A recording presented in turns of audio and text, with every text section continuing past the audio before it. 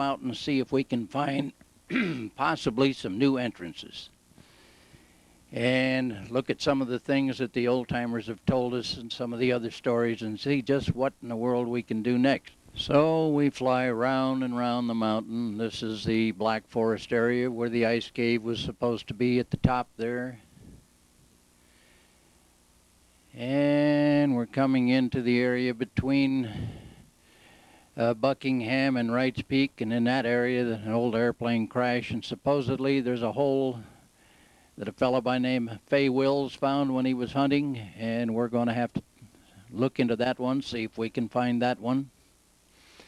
Over in here is the area where the Monument Rock is, and supposedly there's an entrance in this area we've been told about. So we're flying around here trying to figure out just which project we ought to start next, or should we go down onto the Clifton property where the wells were supposedly drilled. And that's the story of old Alden Hummel, that, and this is the area, the Clifton property.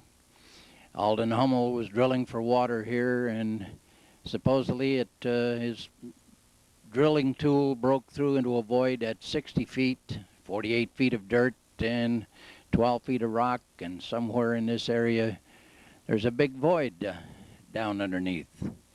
And of course, just on up above this, why, we have the sinkhole, and that's what you're looking at now is a sinkhole. And according to our geophysicist Jerry Nelson, he said the only reason you get a sinkhole because down underneath there's a void of some sort that the fill or the dirt in this sinkhole can run down into.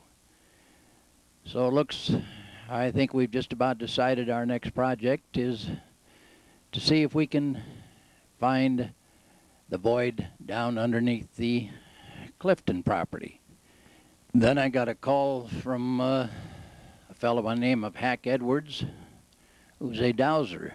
He comes from up in northern Oregon, and he volunteered to come down here and see if he could help us find where the wells were drilled on the Clifton property. And here we are discussing the area and seeing if we can figure out just exactly which way to attack this one. And Hack and I went up on the Clifton property, and he's got his dowsing rods, and I'm following along behind him with a measuring wheel so we can see what he can find. See what we could find. Logging all the positions that Hack has found, seeing what we can find there, taking compass headings and so forth.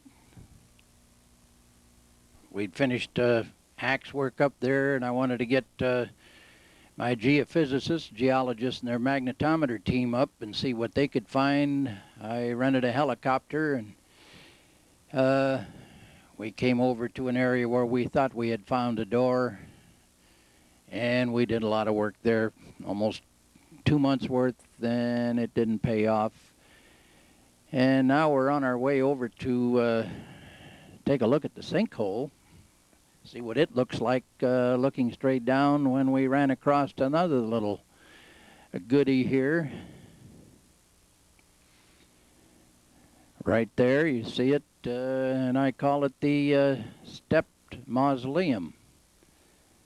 But we went there and we took a look at that, and it was just a piece of natural phenomena. We thought, I had been told there's a possibility of an entrance being in that position. Over toward the Clifton property and the sinkhole, and right now we're over what we call Legend Hill. Supposed, according to the dowser, there's a big room down underneath Legend Hill. This is Legend Hill right below us now. And as you can see, I'm hanging out an open door in this little tiny helicopter. And here we come up on the sinkhole. This is Legend Hill.